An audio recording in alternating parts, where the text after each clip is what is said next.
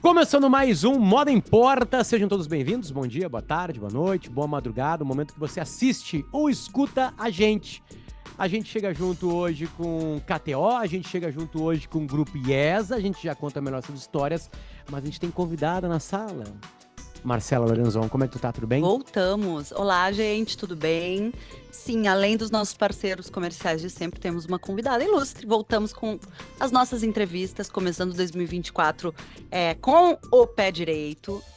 Recebendo quem, Luciano? Começando 2024, em 8 de abril de 2024, Marcela, vai parecer que a Não, gente é... começando as entrevistas do Moda Importa de Tá, agora ficou mais 2024. explicado. Obrigada, é isso que eu tô Ok, falando, não. ok. Começamos em janeiro o ano, assim como todos do planeta Terra.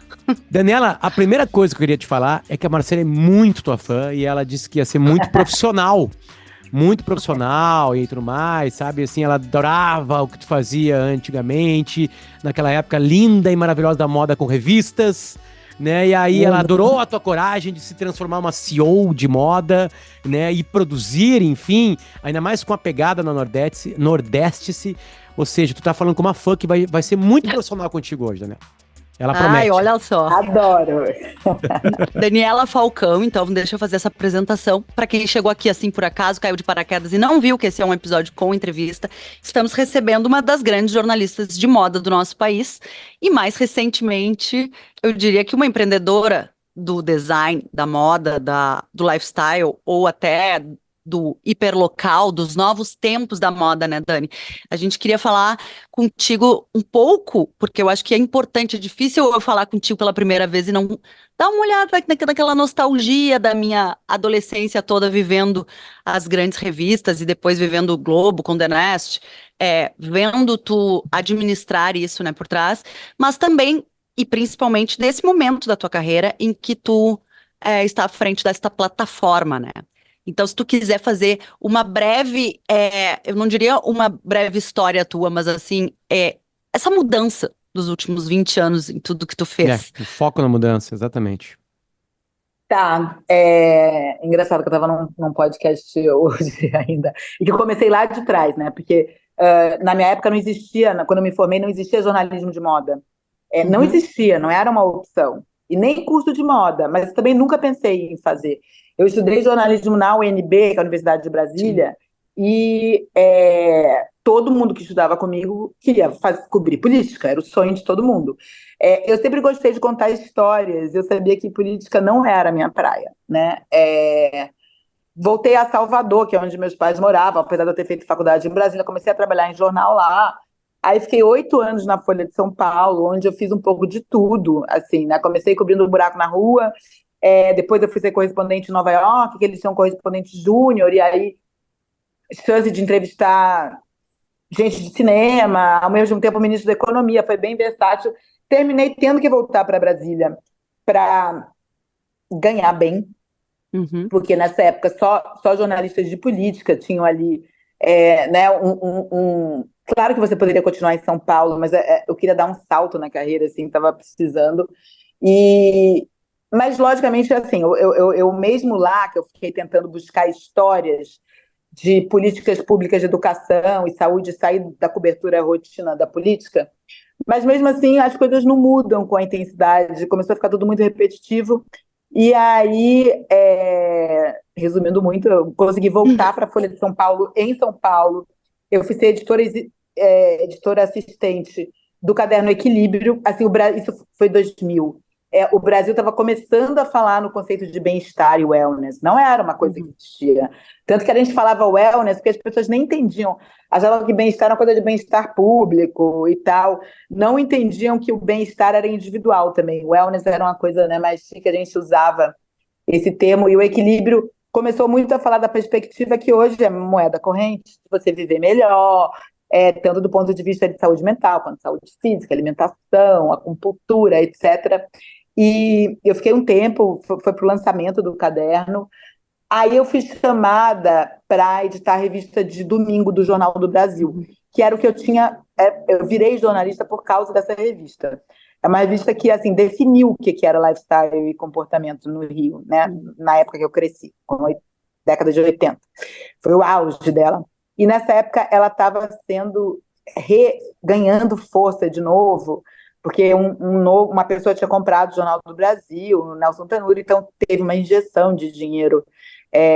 Eu fico brincando, estou até contando essa história, porque assim, eu vi vários, eu fui vivendo em cada etapa uma diminuição da importância da mídia escrita. Então, por exemplo, o Caderno Equilíbrio nem existe mais hoje, porque os tabloides da Folha, por falta de espaço e tal. Primeiro, quando eu participei, ele chegou a ter 32 páginas de Nossa. tabloide. Depois eu vi o Equilíbrio assim, ele era um folhetim de 8. E aí depois ele virou uma página e depois ele acabou. E a revista de domingo foi isso, assim, eu cheguei num momento em que eles estavam super otimistas, mas 2 anos depois, e foi aí que eu comecei a trabalhar com moda, porque a editora não gostava de moda, ela falou assim, pega isso aí para você. Eu fazia mais, ela gostava de outros assuntos, né? Até gastronomia ela gostava, mas eu terminei ficando com gastronomia, moda, e um pouquinho de design, e ali foi também um pouco dessa minha escola para essa mudança de carreira, né? Quando eu tinha A sido primeira delas. é, quando eu tinha sido correspondente em Nova York, o Zeca Camargo era o editor da Ilustrada. E eu falava, Zeca, não vou saber fazer. Eu era uma jornalista de comportamento de rua, descobri buraco, desabamento, explosão. Eu falei, Zeca, não vou saber entrevistar o Brad Pitt, que eu terminei entrevistando, ou o Robert De Niro. E aí o Zeca falou, olha, você vai ler tudo a respeito deles que os estúdios vão te mandar. Você vai ler tudo, vai pesquisar, e você para poder entrevistá-los, e você vai estudar. Você vai no filme e você vai contar para o leitor como se estivesse contando para uma amiga. E isso foi uma coisa que ficou em todas as minhas mudanças assim, de carreira, quando eu tinha que abordar uma área nova, e com a moda foi assim também. Então, lógico que você tem que se informar o máximo possível, né? E não ter vergonha de perguntar a um colega, a uma pessoa. E aí depois estudar, né? Estudar muito e ter uma atitude, assim, que não é snob, não é fazer crítica, mas é você contar um desfile. Eu fiz muita crítica de desfile. E era assim, você contava o que te emocionou, no âmbito pessoal, sendo mais, né, autêntico ali possível. Isso deu certo em várias coisas.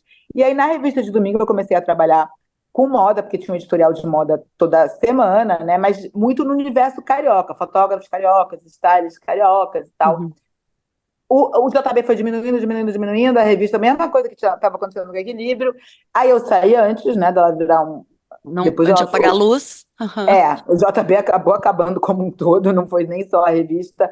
Mas eu fui trabalhar com comunicação customizada, numa agência de publicidade, numa uma revista que era da Oi. A Oi Telefônica estava chegando no Brasil, cheia de dinheiro.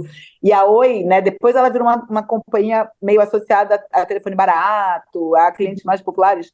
Mas quando ela chegou no Brasil, ela queria mostrar que ela era a coisa mais moderna. Ela nem dizia que fazia celulares, ela era uma empresa de conexão e tal. E aí tinha uma revista que ia para os clientes tops. E dava para fazer o que quisesse, né? Era um projeto gráfico belíssimo, um papel maravilhoso, uma impressão melhor ainda, um budget bom, assim. E aí eu comecei a trabalhar, e tinha moda. Quando eu cheguei no segundo número, já tinha definido que teria moda, e aí eu comecei a trabalhar com os grandes fotógrafos, né? Duran, da época, Bob Wolferson, Henrique Gendre, e também entender um pouco mais, né, as modelos da vez, né, trabalhar com stylists que já tinham renome, porque todo mundo, ainda que fosse uma revista de telefônica, todo mundo queria trabalhar lá porque pela qualidade do papel e da impressão e tal. Eles faziam um portfólio, mesmo que a revista não circulasse. Aí depois eu fui chamada, eu já tinha sido chamada para TPM quando eu estava no Jornal do Brasil, mas eu não quis ir.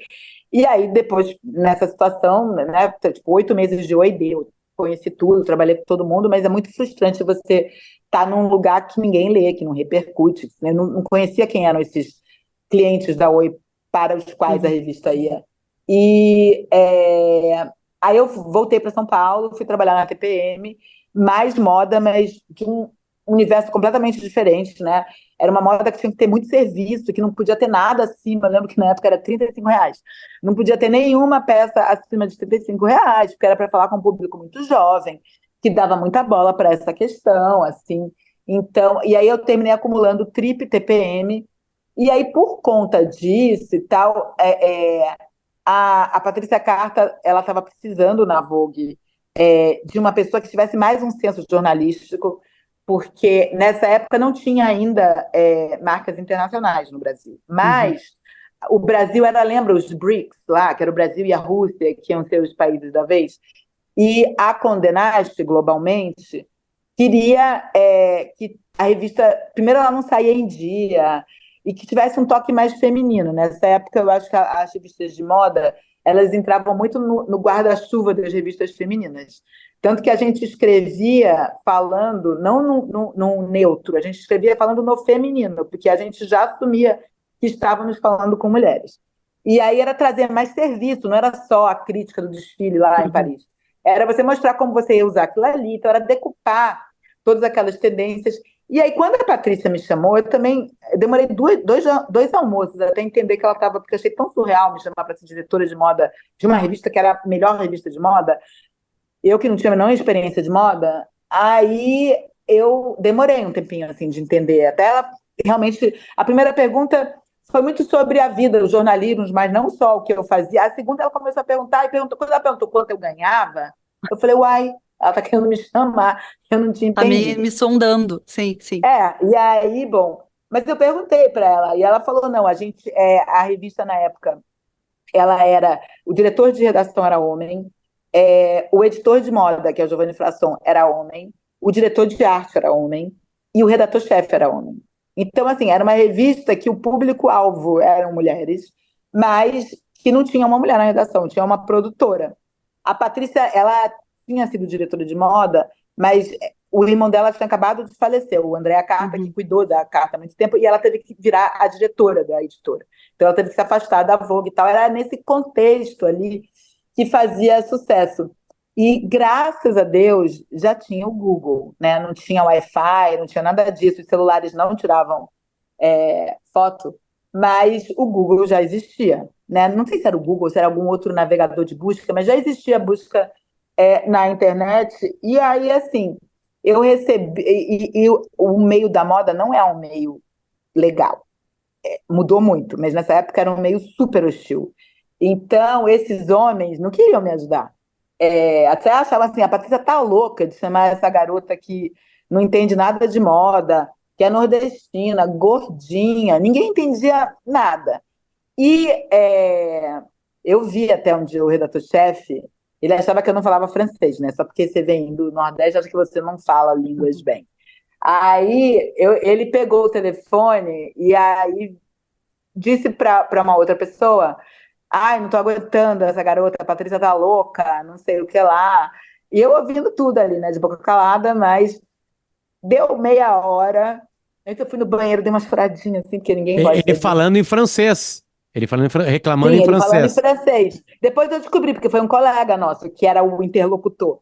É, Uma vez eu contei essa história e aí a pessoa falou, ah, era eu que estava do outro lado da linha.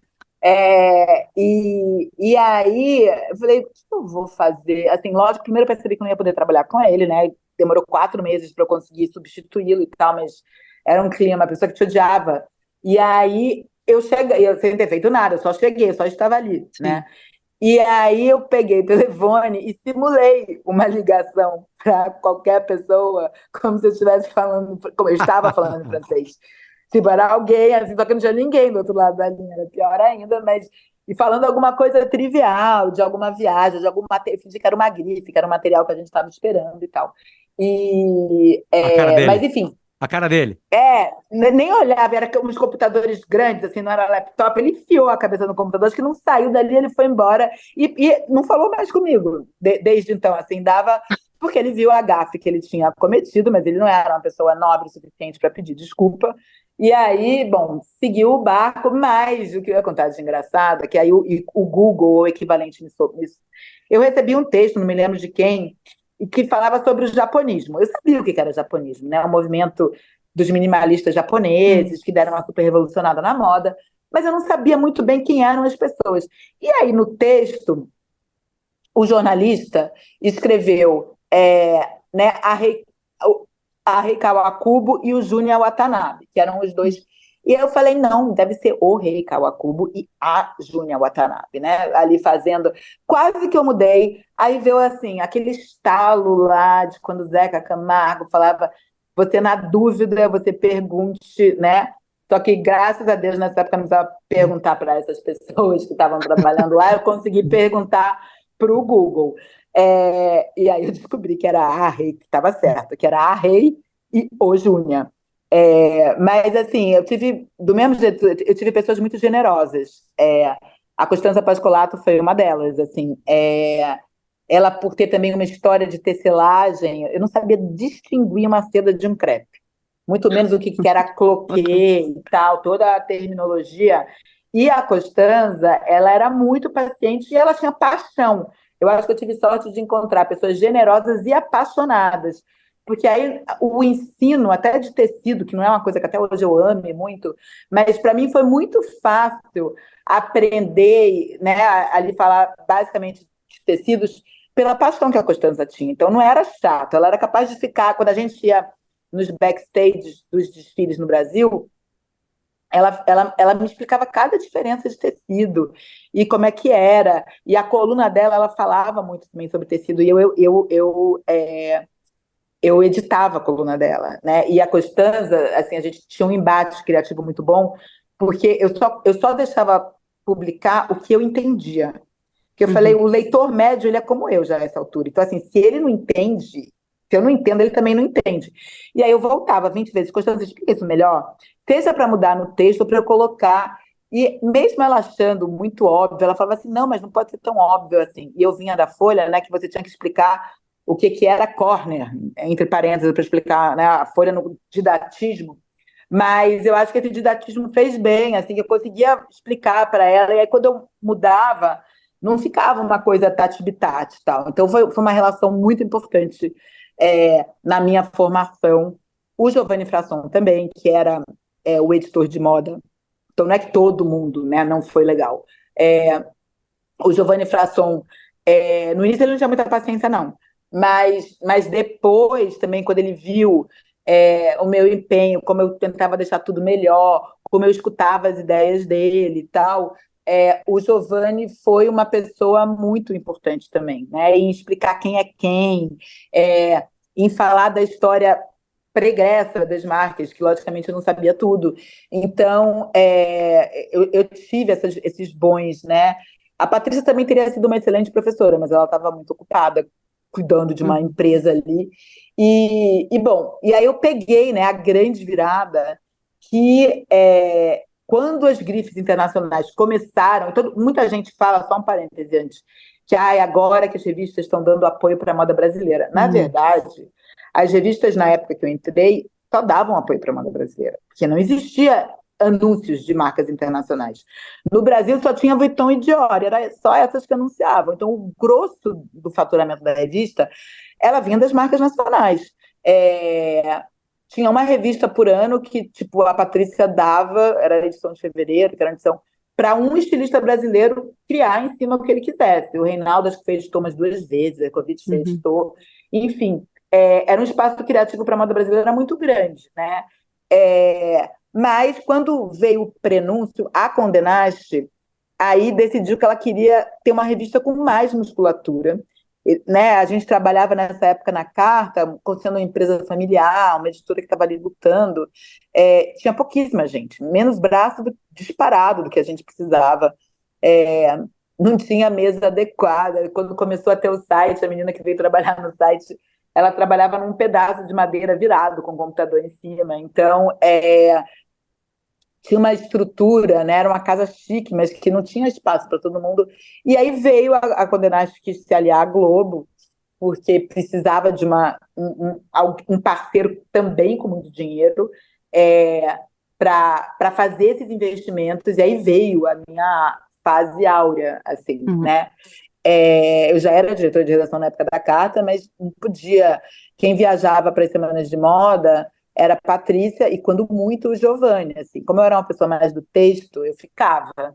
E na Globo Condenaste, ainda mais sendo a Condenaste, quem tinha que viajar era o diretor de redação, era o primeiro ali que tinha que viajar. E a gente começou a ser chamado para todos os desfiles, porque antes Patrícia, Reinaldo, Glória, Constanza, eles entravam de penetra nos desfiles, porque não tinha convite para ninguém, você podia ser Vogue, se você quiser. Tem histórias maravilhosas deles, como é que eles eram amigos das modelos. Uhum. Aí as modelos abriam a porta do backstage, assim, quase correndo risco, e aí eles entravam pelo backstage, porque eles eram amigos das modelos, né? Então, quando não havia esse interesse das marcas internacionais no Brasil, eles não estavam nem aí. E quando, em 2010, que eu tinha 5 anos de Vogue, quando se mudou para a Globo Condé Nast, além de ter mais dinheiro para fazer a revista, como a gente queria, a gente trouxe, né, Mário Testino, Patrick Demarchelier, grandes nomes da moda internacional para fazer moda no Brasil. E também começou a viajar muito para poder usar esses nomes lá fora. Foi bem na abertura, primeiro do Cidade Jardim, depois do JK Iguatemi, e quando teve o desembarque em massa, né, das marcas internacionais. Mas a gente esquece, às vezes, que não teve sempre Cidade Jardim, nem sempre JK, e que o Iguatemi também não tinha as internacionais. O que tinha era a Doc Lobo, que tinha uma loja da Dior e uma loja da Vuitton, e tinha das Lu. Era isso, né, no panorama de marcas internacionais. E aí, com a flexibilização da economia e a abertura, né, esses shoppings eles foram abertos para incorporar essas marcas internacionais que estavam chegando com tudo por aqui. Então, foi um momento muito fértil. A primeira campanha do JK foi o Testino que fez, que também fazia Vogue. Então, tinha ali uma sinergia.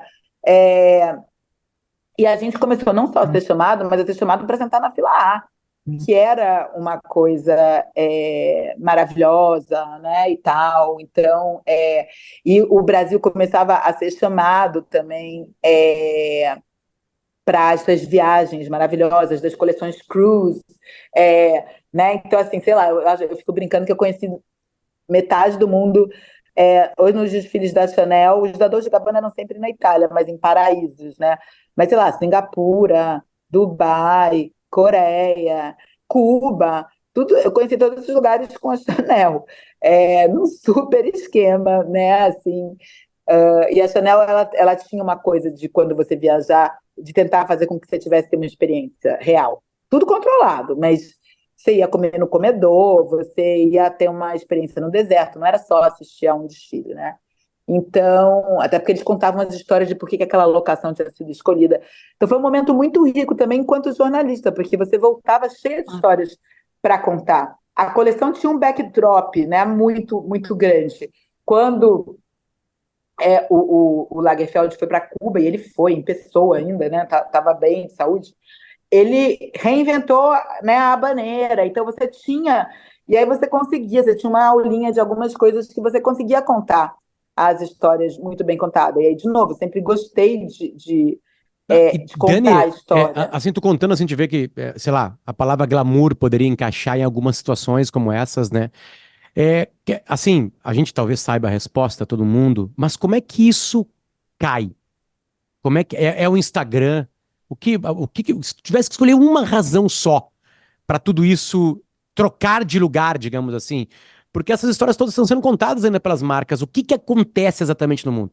Não, e eu queria fazer um adendo, é uma pergunta, é uma venda casada, assim, na pergunta, Dani, porque junto com isso, a gente fala aí 2010, né, vai 2011, 2012, e aí a gente dá um salto para 2000 e o quê, 21, 22 ali. Como que isso cai também no âmbito pessoal? Como que isso vira ser uma infelicidade, a ponto de tu querer trocar e mudar de vida, tu entende? Assim, tanto pelo movimento editorial, quanto o teu movimento pessoal, disso tudo, dessas maravilhas que a gente tá vendo virarem uma coisa que já não é o que tu buscava, ou enfim.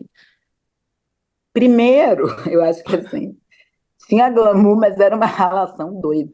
Assim. Então, né, quem vê Close não vê corre, era muito isso. Assim, tinha esse lado, mas se eu passava 4 dias, 5 dias numa viagem dessa, quando eu voltava, eu tinha que virar à noite para editar os textos e acabar de editar.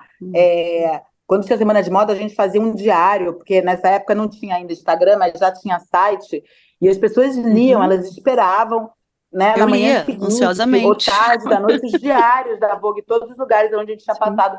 Então, assim, tinha o jantar, Mas, né, você bebia uma tacinha de vinho e você tinha que voltar para o hotel para escrever tudo isso. Então, assim, era muito trabalho. Tinha essas viagens e eu era uma pessoa que vim dessa coisa folha e tal. Eu tinha uma exigência comigo e com os outros muito grande. Então, e eu tenho uma capacidade de trabalho muito grande. Então, eu não dormia praticamente. É, e aí, o que que acontece? Que aí eu vou chegar na sua pergunta. E lógico, quando o Instagram, né, vem, quando o digital vem, antes até de acabar o dinheiro das revistas, você tem uma transformação, porque você não tem mais tempo de fazer a coisa tão bem feita. Você tem que fazer o comentário, às vezes, assim, nessa época eu fazia cobertura com o Bruno Astuto e com a Donata Meirelles. A gente não se falava no carro, porque, assim, Nossa. saía um, estava postando não sei o que lá, o outro estava fazendo a crítica do desfile ali no próprio celular, tudo ali muito rápido, lutando por uma conexão, porque não era tão fácil, é, 3G e 4G. Então, assim, o trabalho ele foi ficando cada vez mais exaustivo. Ele tinha uma aparência de glamour, mas essa necessidade do imediatismo, ele tirou muito do charme e da graça, de você poder pensar, né, e fazer as coisas bem feitas e tal. Eu acho até, por exemplo, o Bruno é uma pessoa que ele consegue fazer uma crítica assim, impecável em 3 minutos, 4 minutos. Sabe que a Mas não gente, é. só pegando, a gente fala muito do trabalho do Bruno aqui, uma vez, inclusive, ano passado falamos, e ele ficou todo emocionado, porque a gente falou que ele é uma pessoa que parece, e eu tô falando aqui, né, não tenho nenhuma intimidade com ele, mas ter se adaptado muito bem, porque tá lá fazendo aquela crítica em 4 minutos, e agora ele tá editando o vídeo e narrando a crítica no vídeo. Só que a gente Sim, esquece todo o trabalho que tem por trás disso, para poder fazer essa transição, enfim. Mas aí vai a pergunta do Luciano, Uhum, exatamente isso. Na hora que o Bruno faz o vídeo, qual é a graça que eu vou ter de contar na revista, se uhum, tudo já foi contado naquele momento imediato? E aí eu acho que as revistas, elas entram numa crise de identidade, as revistas de uhum. moda, sobretudo, porque uma parte considerável, quando eu entrei, a Constanza ia para os desfiles internacionais, e aí ela voltava, ela escrevia um negócio chamado View. O View era a seleção dos looks dela, dos desfiles, saía 2 meses depois dos desfiles. E as Imagina. pessoas esperavam, até porque isso só ia chegar no Brasil muito depois, e mesmo nas outras lojas, muito depois. Hoje, mesmo que o look só vai chegar dali a 6 meses, as pessoas querem a crítica, querem ver tudo instantaneamente. Uhum. Né? Então, isso esvazia um pouco a importância da revista escrita. Ela tem que buscar novas formas, né? E aí também vai tendo uma migração da verba. O que é isso? Fogos de Um artifício para tua fundo. mudança de vida como CEO. Para Então, quem está assim, escutando, apareceram fogos de artifício atrás. Não Da sei por quê. Dani. a Enfim. moda, o dinheiro foi migrando do impresso para o digital, mas não era o mesmo dinheiro. O dinheiro do impresso era maior do que o Claro. dinheiro digital que as marcas. Né? Mas isso a TV Globo também enfrentou e tal. Então, quando você muda para o streaming, não é o mesmo valor que você paga no canal da TV Uhum. aberta. Então, houve um empobrecimento dos veículos, dos legacy veículos, né, como eles chamam, os veículos de mídia mais tradicional, porque eles continuavam tendo uma estrutura grande, eles não eram que nem os nativos digitais, que já tinham nascido ali com gente que fazia aquilo ali muito Uhum. rápido, e a gente tinha que batalhar por uma nova relevância, né? E, por exemplo, nessa época eu ainda peguei bem, mas era o quê? Era você, logicamente, também dar muita importância para o Instagram, mas você trabalhar textos mais analíticos, entrevistas de perfis, né? Você deixava de cobrir aquele factual ou de mostrar tanto look e tal, e você ia para o caminho que eu acho que hoje a Elle, assim, paradoxalmente, né? Porque Uhum. não é a Vogue, que é a minha revista do coração, Uhum. mas assim, a Elle, por ter saído de um grande grupo e ter ido para uma coisa quase, né? Uma house, uma editora em house, eles podem se dar o luxo de ter 3 vezes, uma vez a cada 3 meses, e fazer revistas que são coffee table books, tanto na qualidade dos textos, quanto nos personagens que eles Uhum. colocam, quanto nas imagens, né, muito bem trabalhadas e tal. E que as outras revistas, tipo a Vogue não consegue fazer isso, porque ela tem um faturamento mensal. grande. Então, se ela passar a fazer 3 meses, ela perde dinheiro, mesmo que a revista fique desse tamanho.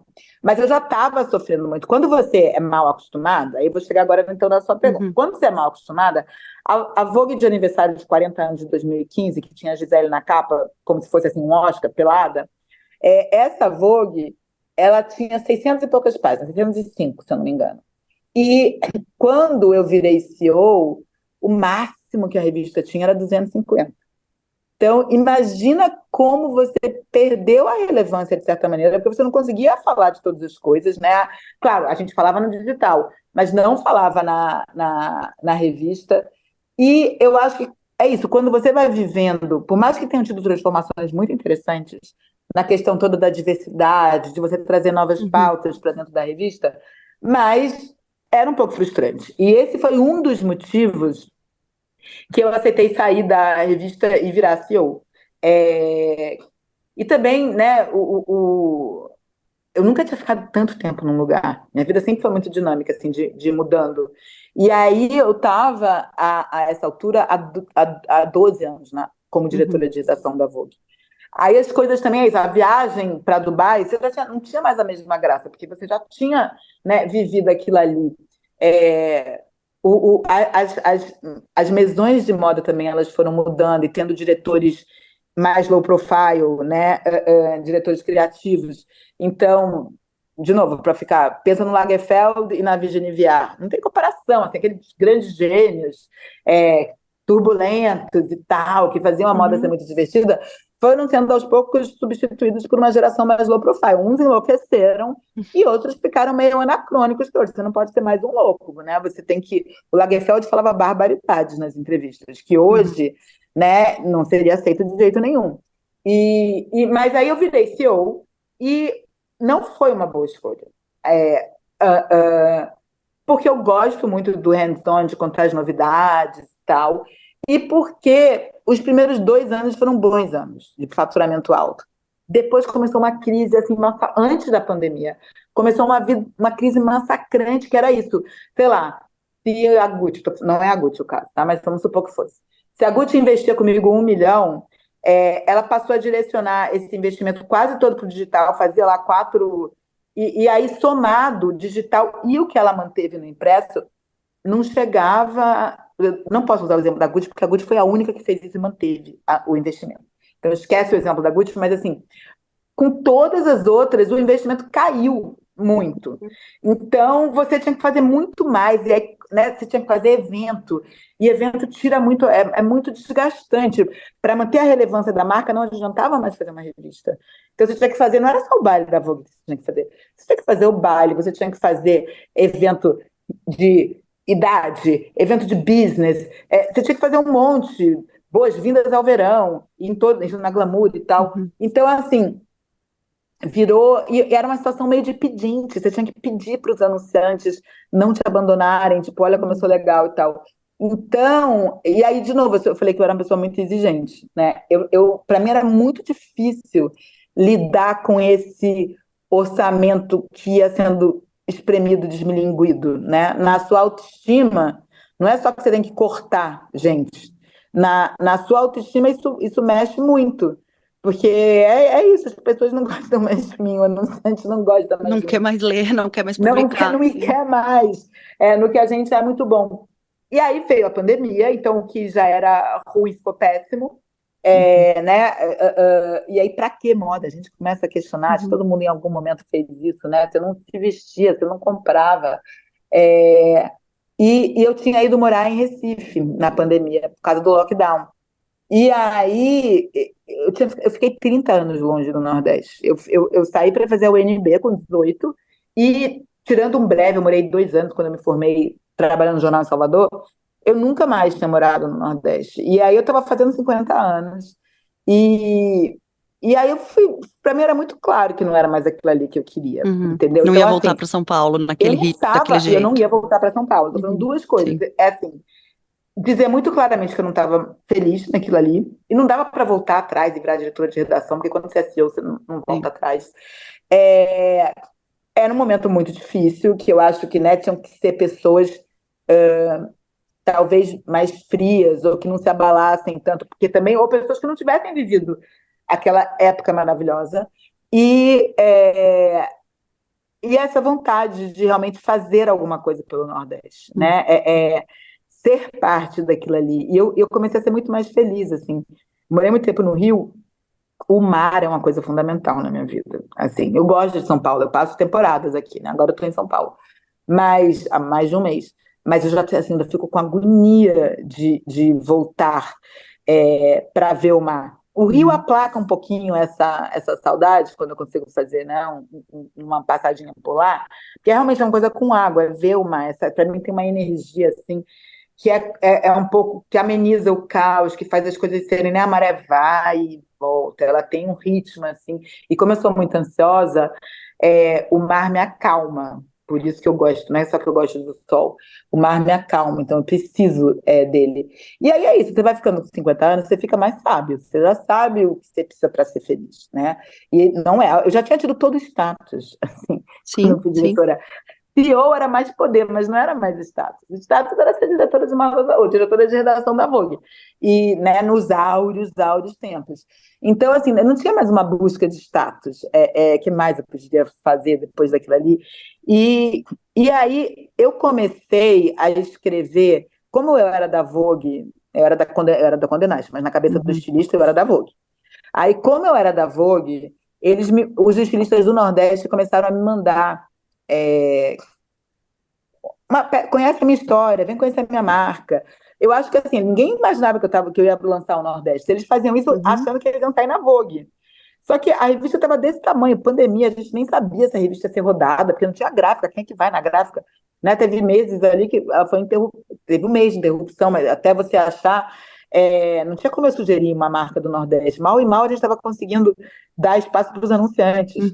E aí eu comecei a postar no meu perfil, né? Eu tinha muito seguidor, tenho muito seguidor por causa desses anos todos de Vogue. E aí eu comecei a postar no meu perfil, porque eu achava a história legal. E aí eu fazia como eu fazia na época da Vogue. Eu ouvia e eu contava a história. Do jeito de por que eu acho, tendo a liberdade que eu estava falando aí realmente em primeira pessoa, de dizer por que eu tinha amado, né? De dizer. E a reação, assim, era o dobro ou triplo de curtidas do que qualquer post que eu fizesse. Mesmo quando eu estava lá do lado do Lagerfeld, não tinha tanta curtida. E o engajamento, sobretudo, as pessoas comentando. Amo isso aqui, que coisa linda, eu quero, como é que faz para comprar e tal. E aí os estilistas, ou designers, porque também tinha coisa de design, me ligavam e mandavam mensagem falando: Daniela, o que eu posso fazer por você? Porque aquela peça que você postou esgotou. Sei lá, a Lilian Patti começou a me seguir, era meu sonho, eu nunca... Então, eu percebi, antes de pedir demissão, antes de sair, que tinha um papel, assim, mas ainda não estava tão claro, né? Mas assim, que poderia ter um papel ali. Eu cheguei a propor de ficar fazendo uma gerência híbrida, de ficar 10 dias em Recife, na época eu estava em Recife, e 20 dias em São Paulo, mas o meu chefe, com razão, um CEO não pode fazer isso. Porque o CEO tem que estar presente nas reuniões, você tem que estar presente nos eventos. Então, assim, né, não é uma coisa... Teria que ser, no máximo, passar os fins de semana, mas aí também olha o custo, olha o desgaste. Eu estava querendo ter uma vida mais tranquila. Então, isso também. Eu estava muito infeliz. Quando a gente está infeliz, a gente não trabalha bem, né? Então, não tinha mais paciência para o que a gente vai fazer agora para tentar recuperar a queda do impresso. E aí, acho que em comum acordo, né, foi um desgaste que foi crescente, assim, eu consegui negociar uma ótima saída, porque eles não, eu não sei o que se passava na cabeça, mas eu não queria, se eu não ia trabalhar na Vogue, na Condé Nast, onde é que eu ia trabalhar? Em que outra revista? Mas eles, para que eu não levasse as informações e tudo que a gente tinha, eles fizeram um non-compete de 6 meses, maravilhoso para mim. Então, foi uma saída que me permitiu, antes, né, o Nordeste estava ali, mas estava num lugar aqui que eu não tinha trazido para a terra. Mas eu continuei escrevendo, né, dessas coisas, e aí mais ainda, conhecendo as marcas, vendo a necessidade que a gente tinha, porque ainda estava meio no lockdown, de trabalhar a imagem delas digitalmente, para que mais gente conhecesse, comprasse, trabalhar com jornalistas, que eu começava... né, aí um dia, assim, conversando e amadurecendo, Eu falei, é isso que eu quero fazer. Então, assim, eu quero fomentar marcas, designers, chefes de cozinha, que faziam criações que dialogam com os saberes ancestrais do Nordeste, né? O linho, não precisa ser só manualidade, né? De você fazer um bordado, uma Sim, não, renda, não só um renda, crochê. crochê. Aham.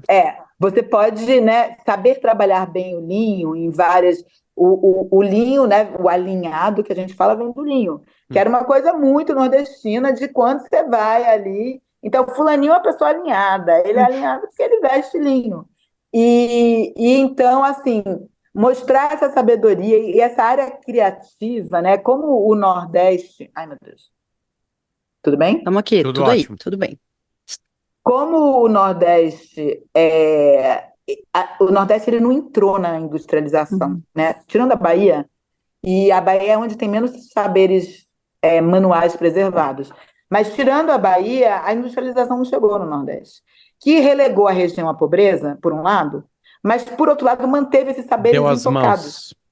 mãos. Sim, o cara não tinha fábrica, então ele continua fazendo o que ele sabia fazer, o entalhe em madeira, o barro e tal. Né? A Bahia tem uma riqueza bem menor de Isso, tipologias, porque a industrialização chegou, né? Tem o Polo de Camaçari, tem outros. Então, assim, esse movimento ele aconteceu na Bahia um pouco menos do que no resto do país e tal, mas a Bahia foi meio como Minas. Minas também preservou um pouco seus saberes, porque não uhum. foi uma industrialização que chegou com tudo. Chegou muito na região, mas Minas é gigante, né? A parte mais perto do Nordeste também não teve fábrica instalada por lá. E se você pega Santa Catarina tem fábrica em todo o estado. Então, por mais que houvesse lá também esses saberes, mas você tem uma migração dessa mão de obra artesanal para a mão de obra da indústria. Então, as marcas do Nordeste tinham uma facilidade muito maior do que as marcas do Sudeste de fazer uma ponte com o artesão e criar um produto realmente inédito, entendeu? Com uma autoralidade brasileira. O que eu mais, no início do Nordeste, quando eu criei, o que eu mais recebia era a marca de São Paulo, que me ligava e falava assim, arruma umas crocheteiras para mim. Eu falei, gente, Uhum. crocheteira não nasce em árvore, não é assim.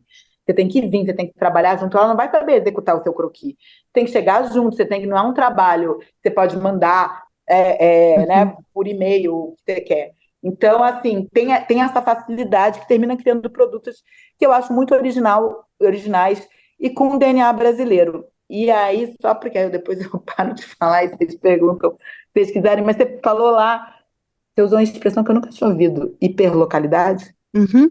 Hiperlocal, é. o Não, hiperlocal. Dani, olha só, por isso que é legal entrevistar diretoras de redação, porque todas as nossas listas de perguntas tu já respondeu.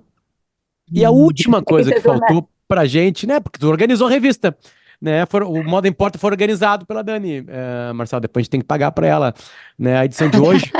Porque, Direção. porque só faltou a pergunta que era uma angústia, enfim, a Marcela, eu preciso conversar com ela sobre isso, de o quanto as pessoas estão ou não interessadas na proximidade. A gente sabe que isso pode salvar muitos ambientes, enfim, inclusive salvar a moda, né, de buscar qualidade perto da gente, isso tem essa ancestralidade, tem toda uma identidade, mas o quanto o consumidor final tá afim disso?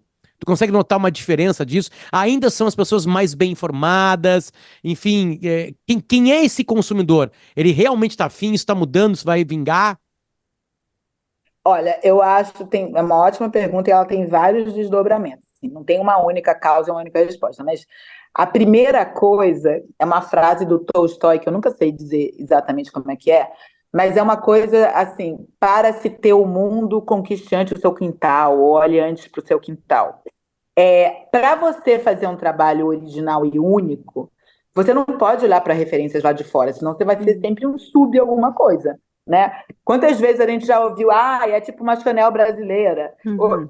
Ela nunca vai fazer sucesso lá fora se ela for tipo uma Chanel brasileira, porque ela pode no máximo fazer sucesso aqui dentro. Então, quando você descobre, né, o que faz você único, você tem uma chance de escrever uma história, né? De você não simplesmente reproduzir o que talvez outras pessoas façam melhor.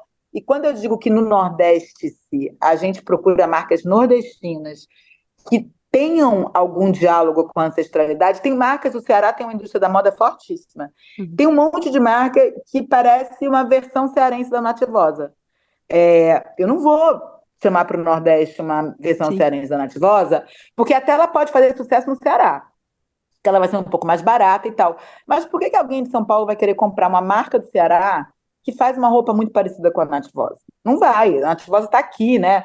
Tem várias pesquisas que mostram que mesmo quando você compra online, você se sente mais seguro comprando de alguém que é do seu estado, porque você tem a falsa ilusão que se o cara não te entregar, você vai lá bater mesmo que não tenha Ótimo. endereço, você vai bater na porta dele, ou vai encontrar ele um dia no bar. Então, uma marca que oferece o mesmo produto, sei lá, tirando o problema do frete, mesmo que ela ofereça frete grátis, vai demorar mais, e o consumidor se sente mais inseguro de fazer essa compra. Então, ela tem que ter alguma coisa que realmente só ela tenha, para que o consumidor de fora queira. Porque senão ele vai comprar uma coisa muito parecida que ele tenha nas proximidades, né, no conforto dele, do que ele já conhece e tal. Então, essa coisa da unicidade, ela é muito importante, né? Por isso que se fala... Depois também, o Mário de Andrade fala isso para o Câmara Cascudo, que o Câmara Cascudo é um grande jornalista, mas morava no Rio, não conseguia emprego, e aí o Mário de Andrade vira e fala assim, vai escrever sobre o Rio Grande do Norte, para de ser preguiçoso, o que você vai escrever sobre o Rio? Você não é nem carioca. E aí, quando ele começa a falar os folclores, ele virou um grande escritor de causos, é quando ele olha para o quintal dele, né, que é o Rio Grande do Norte. Então, o Nordeste, ele nasce muito... Eu nem sabia dessa frase do Tolstói. Quem me ensinou foi o Antônio Castro, que é estilista da Foz, e que é mestre em fazer isso. Ele é radicado em São Paulo, a loja dele está aqui, porque ele estudou moda aqui, mas ele trabalha só com as manualidades de Alagoas. Ele olha, e ele é um sucesso hoje da nova geração, porque ele olha para a sua ancestralidade, né? A Missy, que também é outro sucesso, o Ayron olha muito para o Brasil profundo, né? Sim. Ele foi criado em Mato Grosso e tal, então é uma cultura que também é você olhar, né, para quem a gente é. Então, isso eu acho que é uma coisa geral que sempre existiu. Tem estudos também que mostram que a pandemia ela fez o artesanal ser valorizado. Porque é uma reconexão, o craftsmanship, né? É uma reconexão com origens. Todo mundo ouviu falar isso. A pandemia provocou uma reconexão com as origens. E aí, assim, onde estão as origens do Brasil? No Nordeste. Porque o Brasil começou pelo Nordeste. Foi no Nordeste que você teve o encontro de povos originários, negros escravizados e o colonizador, né? Em nenhum outro lugar essa dinâmica assim ela aconteceu tão fortemente, né? O Rio de Janeiro até teve também o negro escravizado com o português, mas você não tinha a quantidade De povos de originários. povos originários como você tinha no Norte e no Nordeste. Então, muito... foi um ambiente... E aí, quando a gente fecha o olho, né? Dessa escola, vocês entendem essa mistura. Onde isso aconteceu? No Nordeste, aonde as rendas desembarcaram, a renda irlandesa, a renda renascença, essas rendas todas, a Labirinto, elas vieram com os portugueses que tinham... E foram aqui, elas ganharam pontos próprios, que são foram adaptadas, né? A renascença daqui não é igual, nem o Richelieu, eles são diferentes, né? Mas veio com esse colonizador. Então, quando a gente fecha o olho, não interessa se seus pais vieram para São Paulo em 1800 da Itália, mas quando você brasileiro, pensa numa origem do Brasil, você pensa no Nordeste com uma certa nostalgia. Então, isso favorece muito que nessa hora do aconchego, o consumidor de moda, de design, ele olhe para o Nordeste, né? Porque esse lugar da comfort food dele, tal, no imaginário, aonde está a origem do Brasil. E também porque essa história lá da industrialização que eu falei já, os saberes artesanais estão intactos. Preservados, intactos, e aí eles são uma resposta ao fast fashion. Então, perfeito. assim, nada artesanal uma coisa é igual à outra. Mesmo que ela faça 10 peças de crochê, vai ter uma pequena variação. O ritmo de produção é um ritmo contrário da indústria do fast fashion, né? As marcas do Nordeste que fazem isso, elas sempre são um pouco slow. Porque, como eles trabalham com manualidades, eles não têm condição de fazer uma produção gigantesca que nem cabe no mundo de hoje, né? Eu acho que assim, as grandes Neriage, Miss, e essas marcas todas que a gente estava falando, que tem um super destaque, eles também não fazem uma produção gigante, não cabe mais no mundo de hoje. Mas aí esses saberes estão lá também. Então, se você tem mundialmente, né, a Marni fazendo bolsas que usam todo o trabalho de tecelagem da Colômbia, ou o mundo inteiro copiando ou usando, porque às vezes eles compram de lá, a cestaria africana, que é também, né, muito, muito valorizada e muito rica. Então, assim, as grandes grifes estão olhando para essas manualidades também. Então, quem tem... Outro dia, uma marca meio revoltada, tipo assim, ai, a consumidora brasileira, ela paga R$ 8.000 numa bolsa de crochê na parada e não paga, e nas nossas, se elas são 1.500, elas acham caras. E aí eu falei, mas se a Prada não tivesse feito isso, ela não ia achar que a nossa valia nem R$ 700. Então, assim, claro que ainda há um fascínio não é nem só porque ela é importada, é porque ela é a Prada. Mas, assim, o fato da Prada, todo verão, lançar variações de suas bolsas de crochê, ou da Loewe, né, que é a marca da Veja, Celine, e aí vai usa fazendo Chloé. palha mesmo, que são as nossas palhas. Eu acho que isso só cria na cabeça, que aí também respondendo a pergunta de vocês. No início, eu acho que quem consome, né, as marcas do Nordeste são pessoas ligadas à área cultural, que têm esse entendimento mínimo, né, que sabem que vão pagar mais, mas por ser um trabalho artesanal, que conhecem a nossa riqueza e a nossa história. E numa outra ponta, os millennials e a Gen Z, porque eles vêm muito com uma coisa de você também fortalecer a cadeia de artesanato, o empoderamento feminino, de você ser mais sustentável. E essas marcas, eu falo sempre assim, quem não tem a escassez, ela não gera desperdício.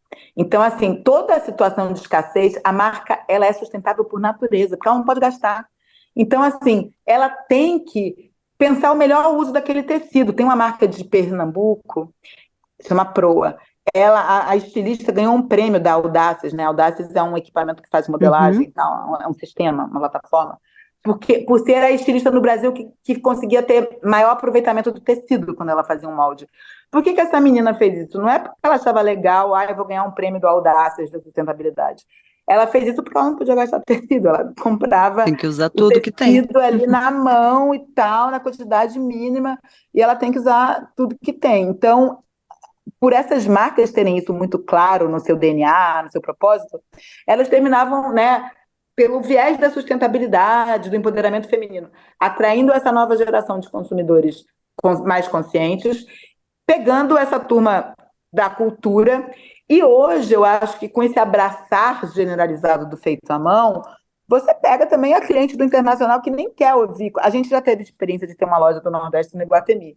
É impressionante em São Paulo, né? Como a cliente do Iguatemi, ela não quer muito ouvir a história da marca, não. Ela quer comprar porque ela achou bonito.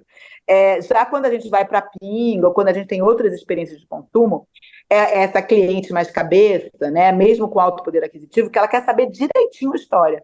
E ela, às vezes, pode até não ter gostado tanto no início, mas depois, quando ela ouve a história, ela termina fazendo a compra. Mas eu acho que hoje em dia, essa noção do craftsmanship, ela está tão difundida que mesmo nessa consumidora menos consciente, né, ou que valoriza menos esses aspectos da história cultural, ela termina comprando porque ela já acha aquilo ali cool, diferente, né, vai lembrar da Prada, do que ela fez ali. Então, acho que a gente tem um caminho longo pela frente ainda de expansão. Não que essas pessoas, né, não vão se interessar, mas, por exemplo, não pode ser um crochê praiano, é um crochê que tem que estar se reinventando. Tem uma menina de Salvador que é um grande talento da novíssima geração do Nordeste, chama Elis Cardim. A Elis, ela faz crochê com fio de seda, que ela compra da Casulo Feliz em Maringá, que é uma empresa incrível, né, que usa os casulos que seriam descartados, porque tem uma coisinha, não dá para virar a seda que vai para Hermès, mas dá para fazer crochê e artesanato com ela. Então, ela vende, o tingimento dela é todo natural e tal. Então, assim, a Eli... Só que o crochê de seda, ele é chiquérrimo, ele é a alta costura do crochê.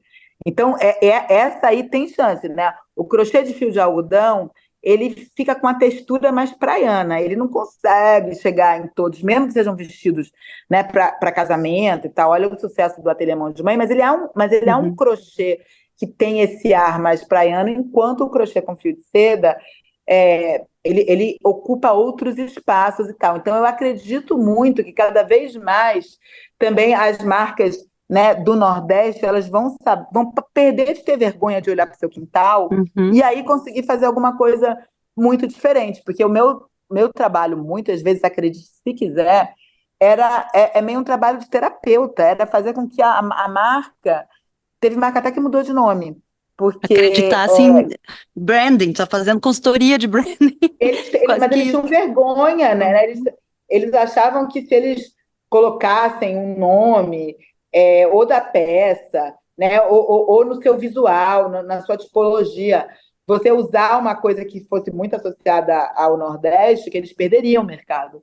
Mas aí eles vão vendo que hoje em dia os maiores casos de sucesso, né? A Foz, a Catarina Mina, Marina Bitu, de Pedro, essas marcas todas são marcas que abraçaram o regional, né? De Pedro fala, eu sou de Caicó, do sertão potiguar, né? Que é o Seridó. Então, assim, o desfile da Marina Bitu nesse próximo São Paulo Fashion Week, né, a primeira edição de 2024, vai ser sobre o Cariri cearense. É uma Uhum. reconexão da Marina, estilista, que é uma garota criada em Fortaleza, com as origens dela. Então você vê cada vez mais as marcas, mesmo as nordestinas, abraçando. Eu acho que a gente está, né, num período, e é isso, não é só valorizar, porque tem o fator nossa herança e se reconectar, e tem o fator global de valorização do feito à mão na arquitetura, na moda. Então, eu acho que esses dois cenários, é por isso que quando eu postava as coisas do Nordeste, as O pessoas falavam, engajamento era maior. Óbvio. porque tocava ali no desejo que às vezes ela nem sabia que ela tinha. Mas Mas a minha ela via. pergunta. Não, Dani, eu ia te perguntar justamente o que tu diz aí, que às vezes o teu trabalho foi quase de terapeuta e o que que você, assim, o que que tu vai fazer, qual é o caminho para Nordeste com essas marcas, assim, qual é o teu maior trabalho? É catalisar para que esse momento do global feito à mão seja valorizado? É para que elas vendam mais? É para que elas entendam a importância de manter e fazer aquele trabalho? É tudo isso junto? Assim, qual é o É teu tudo trabalho isso agora? junto. É. Às vezes, eu tenho maior dificuldade quando as pessoas falam todos os braços, todas as ações que o Nordeste faz. No nosso propósito, nossa missão, é muito claro, é fomentar e amplificar, Uhum. né? Ou seja, é fazer conexões com o mercado e com a mídia, né? Do Não consumidor, necessariamente veículo. talvez também, sim. Sim, o mercado é isso, com o consumidor final, né? Aham. A gente fazer essa conexão é, de marcas, né, que valorizam os saberes ancestrais, que têm uma preocupação com sustentabilidade e tal. Isso é a nossa missão. É, Só que para você fomentar e amplificar a voz, você tem que fazer mentoria. Porque às vezes não adianta, a marca está quase pronta, mas ela não está pronta. Então a gente tem um braço de mentoria. A gente fez um trabalho incrível agora com 18 marcas que tinham sido aceleradas pelo governo de Pernambuco, que tem um incrível trabalho de valorização da moda local. Então, mas para a estratégia de consumo, como é que ela tem que montar o Instagram dela para. Uhum. Muitas tentavam copiar, sei lá, umas marcas de camiseta masculina, elas copiam a reserva, não adianta copiar a reserva, porque então o que que você pode, né, até na sua comunicação no Uhum. Instagram, ser mais nordestina. Então a mentoria terminou entrando, não era uma coisa que a gente fazia, mas porque para eu fomentar eu preciso antes ter uma mentoria para ele estar pronto. A gente tem parceria já, vai para o terceiro ano, com o Instituto C&A, e é muito nesse sentido, né, de você capacitar essas pequenas marcas para que elas possam estar numa loja do Nordeste e tal. Então a Uhum. gente tem um braço de varejo, né, até a marca conseguir alçar o voo próprio e ter sua própria loja em São Paulo, no Rio, ou está sendo vendida em muitas multimarcas, ela precisa da gente para ser conhecida, né? Tem uma frase também muito boa do brand, assim, quem não conhece não consome. Então, o primeiro passo para você ser consumido é você ser conhecido, e é isso que a gente faz. Então, o primeiro, né, é amplificar para que essas marcas se tornem conhecidas. Uma outra maneira delas serem conhecidas é você montar operações de varejo. Uhum. Então, assim, não é o nosso fim. Eu acho que quando você se dedica ao varejo, você tem que fazer só isso, porque é um mundo complicadíssimo. Mas a gente usa um pouco do varejo também, né? Das minhas operações, é a que eu tenho menos margem, porque é uma operação muito cara, muito instável, e nesse modelo de você, né, a gente é um aglutinador de marcas, eu não compro e revendo, não faço markup, porque eu não quero, porque senão eu tenho que ter estoque e tal, mas assim, é uma operação que se paga, mas ela é fundamental para que essas marcas adquiram a visibilidade, né, delas. Então, assim, eu acho que a gente, no momento, é tudo isso que você falou. Então, a gente tem operação de varejo, a gente tem conteúdo, a gente tem mentoria, mas eu acho que cada vez mais é fazer projetos em que você consiga colocar todos esses, né, a moda, o artesanato, o design, que pode estar junto com o artesanato, pode estar separado, a gastronomia. Então, assim, você continuar criando, porque o Nordeste está muito longe do centro, né? É Nós longe. também. A gente tem uma outra visão aqui, porque nós temos uma experiência parecida, com menos fazeres manuais, mas também aqui naquela ponta em que tá longe, e o Nordeste tá Sim. com aquela força, né? Aquele tamanho. Né, o Piauí, mesmo Ah, eu tinha dificuldade, assim, demorei muito de chegar no Piauí, porque o Piauí é longe até para o nordestino. Se você está Recife, você vai de carro para João Pessoa, vai de carro para Natal, um pouquinho mais, vai de carro para Maceió. Assim, a Bahia, paradoxalmente, né, porque Salvador fica lá embaixo. Então, uhum. assim, Salvador, a capital mais próxima é Aracaju, que fica a 6, 7 horas. Então, Uhum. assim, a Bahia é um estado muito solitário, mas ela se basta, né? O baiano ainda adora dizer que ele se basta, que ele é quase o Nordeste inteiro dentro de si. E ali você tem o Piauí e o Maranhão, sobretudo, que já são quase meio norte, Uhum. um pouco afastados dessa coisa toda, né? E mesmo assim, eu faço um esforço. Agora, por exemplo, a gente vai fazer, acabei de ter uma reunião, a minha nova parceria com o Instituto C&A vai ser focado em marcas baianas. Por quê?